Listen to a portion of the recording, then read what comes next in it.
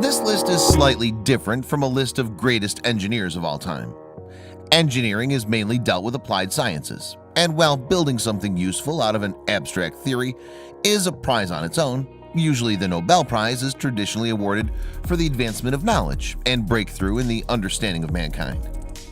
What's really controversial, though, is the engineer's rightful claim to the prize. If you were to go through the will of Sir Alfred Nobel himself, it goes something like this. The interest is to be divided into 5 equal parts and distributed as follows. 1 part to the person who made the most important discovery or invention in the field of physics. 1 part to the person who made the most important chemical discovery or improvement. 1 part to the person who made the most important discovery within the domain of physiology or medicine. 1 part to the person who, in the field of literature, produced the most outstanding work in an idealistic direction. And 1 part to the person who has done the most or best to advance fellowship among nations, the abolition or reduction of standing armies, and the establishment and promotion of peace congresses. As you can see, it says for the prize should be awarded to anyone who makes the biggest discovery or invention of the preceding year, the word invention being the key word here. Nonetheless, as past trends suggest, Nobel Prize has established itself only for radical discoveries. And so here is the list of top 10 engineers of all time who came up with radical discoveries worthy of a Nobel Prize. Number 10. Frank Whittle. Nobel Prize in Physics for the discovery of heated supersonic flow expansion in a rarefied fluid flow. The inventor of the turbojet engine. His biggest radical moment of brilliance was discovering how a supersonic flow from the combustion chamber can be made to do work in the most efficient way possible. This was important because the physics of supersonic flow was not at all developed at its time. Literally, no one had much ideas about the trade-offs between shockwave losses and high-speed jet ejections, especially in case of an afterburner. Why should you care? Because without this, none of your Air Force fighter jets or your intercontinental ballistic missiles would work. Be it Iran, India, Russia, China, France, USA, or literally any other country in the world with a fighter jet, you have a lot to thank this guy for. Without him, we'd go back to the slow days, where the war was won or lost based on naval and land dominance. Number 9. Nicholas August Otto. Nobel Prize in Physics for rapid heating and stabilization of compressed polytropic fluids. If you fall anywhere between a high school student and the end of your life, you know the Otto cycle, the 4-stroke engine cycle, the engine that changed the automation industry. You can draw the diagram with your eyes closed, so you must be wondering, what's so radical about that? Well, this guy actually found a way to stabilize the explosive power of the charge ignition. At a time when flame stabilization was not even a research topic, he managed to sustain it for thousands of cycles. The key insight being compressed polytropic fluid in exchanging adiabatic and isothermal boundaries. If I were to seat you down and ask you to derive an expression for sustaining the explosive power trapped within fuel, you might start with famous relativistic energy equation or the age-old laws of thermodynamics under open volume integral, but you wouldn't be going much further than that. This was a monumental discovery, and if you own a car or a bike or just love speed and hate being behind a dude driving at 10 miles per hour, you have everything to thank this guy for. Number 8. James Watt. Nobel Prize in Physics for the discovery of extraction of low-grade energy. When you are the SI unit of power, there's a hard reason to deny you a Nobel Prize in the first place. However, the most intellectual part of his idea to use a condenser instead of the previously used cooling cycles was his ability to understand that low-grade energy can be retracted into useful work. The existing notion at the time was that since entropy of an isolated system has to always increase once energy is lost as heat, as entropy, there's no way getting it back. People tried to minimize the production of heat instead. What Watt did was show a way to bend the laws of thermodynamics just a little, enough to blur the lines between isolated and constrained system, where you could exchange entropy for work. Rest is truly history. Number 7. Alan Turing. Nobel Prize in Peace for shortening the Second World War by at least 2 years and saving lives of at least 2 million fellow citizens, with a bonus of saving the crippling world economy. Okay, hear me out. Until Nobel Prize for Mathematics is being announced, Turing's biggest claim to the prize is through his heroics in the Second World War. The moment of brilliance we're referring to is his trailblazing papers on probabilistic cryptography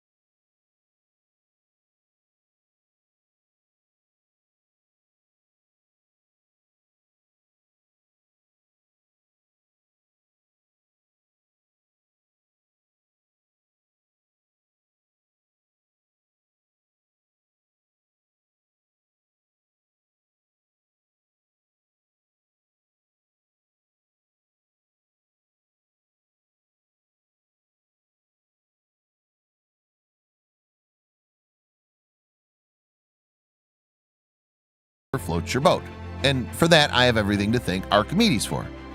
As for you, well, if you've ever been on a boat, a ship, or generally in your neighbor's swimming pool, it's because of this guy that you knew in your heart that you could do it because buoyancy got your back.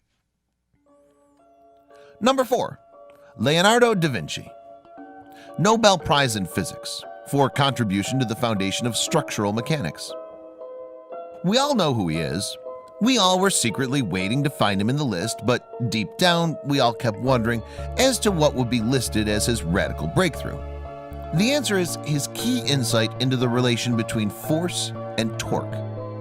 From his flying machines to his catapults, the one thing that was most striking was his ability to understand how we can vary force and torque and interchange between them. Structural mechanics existed before Da Vinci, but no one ever correlated the force and the torque quite as Da Vinci did. Even though rudimentary, his understanding of gear ratios, torque multiplications, and moment arms centuries before force and torque was even defined is what makes his insight so spectacular.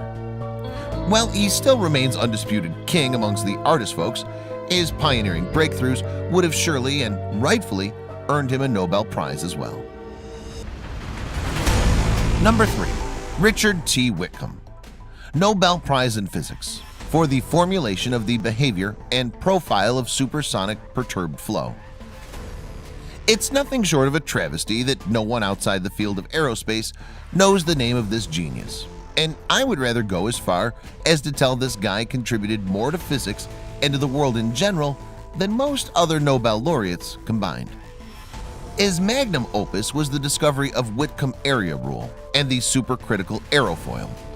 In brief, he not only revolutionized but founded an entire modern understanding of high-speed flows. Whenever you move through a field, you experience resistance. As your speed goes up and up, a plethora of new parameters come into play, and things behave in complete pandemonium. Nothing happens like we think they will, and this guy is the reason we now understand most of it. From drag profiles and Mach planes to pre-compression blade profiles or cusp trailing edges, this guy is behind all that. Okay, I might be exaggerating a tiny bit, but honest to God, without him, there would not be any supersonic jets or even transonic jets whatsoever. Want to get from Sydney to Los Angeles? Without him, that would be 19 hours instead of 15, and thrice the price, please. What, your country's being invaded?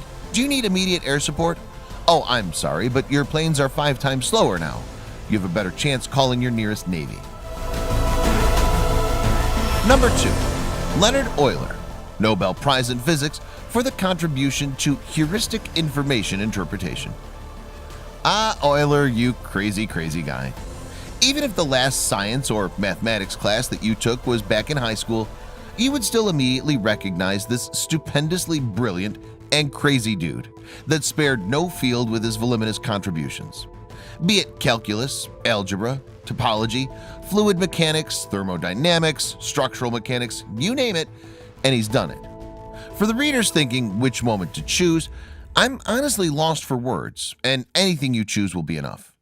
I personally chose his contributions to complex analysis. I feel that had the most profound effect of the entire scientific community. Be it communication, surveillance, astrology, or signal conversion, anything that had to do with his complex analysis, like Fourier transformation, it would not work without the foundations from Euler. And for that, he deserves a special edition of the Nobel Prize, and not just the normal one.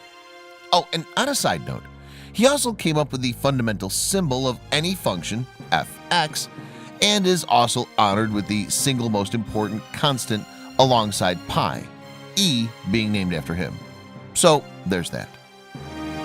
And finally, number 1, Michael Faraday, Nobel Prize in Physics for the unification of electromagnetism. He was the definition of engineer, but more importantly, his findings transcended every other scientist of his generation by a mile. People till then thought of electricity and magnetism as 2 separate things. Can you believe it? He had such a profound impact that 2 separate words, electricity and magnetism, became one. Now, that's some serious impact right there. Although he lacked mathematical rigor, his ability to deduct that they are but the same thing and his rightful prediction about the nature of potential field lines and the theory behind electromagnetic induction cannot be refuted whatsoever. Just like Higgs, who had to wait for his prediction of bosons to be confirmed before being awarded the Nobel Prize, Faraday just had to wait till Maxwell, who was inspired by Faraday's work itself, finally came forth with his set of equations for electromagnetism, 3 of which already existed in a slightly different form. Faraday's claim to Nobel fame cannot be argued whatsoever. End of sentence. That's all for today. Last time, a lot of you guys complained about the narration and the music. We here at Scrivial hope that this time you liked it. Please chime your thoughts and opinions in the comment section below. We love reading them. Bye-bye.